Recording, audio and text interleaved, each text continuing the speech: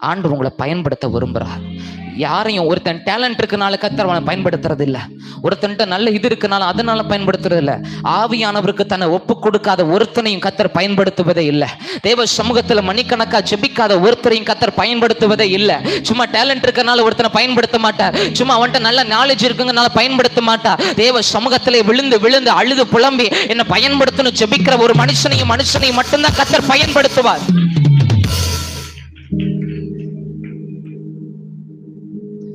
அப்போஸ்தலர் 4:13 சொல்லுது, அவங்க பேசின அதிகாரத்தை பார்க்கணும்னே இவங்களுக்கு இத்தனை படிப்பு படிச்சவனுக்கு ஒரு பெரிய ஆச்சரியம். என்னது, இவன் பேசுறதெல்லாம் பார்த்தா ஒண்ணு தெரியுது, இவர் 2 பேர் யாரு, இவங்க மீனவனுங்க.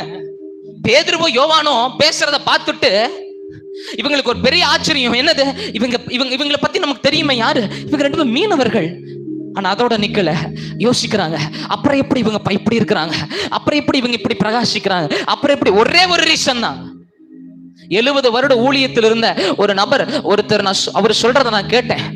70 வருட ஊழியத்தில் இருந்த ஒருத்தர் சொன்னதை நான் நேற்று கேட்டேன். அவர் சொல்றாரு, நான் பல டிகிரி பண்ணியிருக்கேன், பைபிள் காலேஜஸ்ல பல டிகிரி பண்ணியிருக்கிறேன். ஆனா இப்ப வருகிற ஒரு இளம் தலைமுறைக்கு நான் சொல்லுகிற ஒண்ணு, நீ பல டிகிரி பண்ணு நான் சொல்லல, 2 விஷயம் சொல்றேன். நீ நல்லா வேதத்தை படி, நீ அதிகமா செபி, அதை மட்டும் நீ பண்ணனா அதிக பைபிள்ல டிகிரி பண்ணவனை விட நீ அதிகமா பிரகாசி பண்ணு.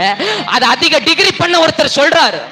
பைபிள் காலேஜ் போ வேணான்னு சொல்ல, ஒன்னு சொல்றேன், பைபிள் காலேஜுக்கு போன ஒருத்தர் இப்ப கத்தரை விட்டே போயிட்டார். எனக்கு தெரிஞ்ச ஒருத்தர் பைபிள் காலேஜ் போனார், அவர் இப்ப கத்தரை விட்டு விக்கிரகங்களுக்கு போயிட்டார்.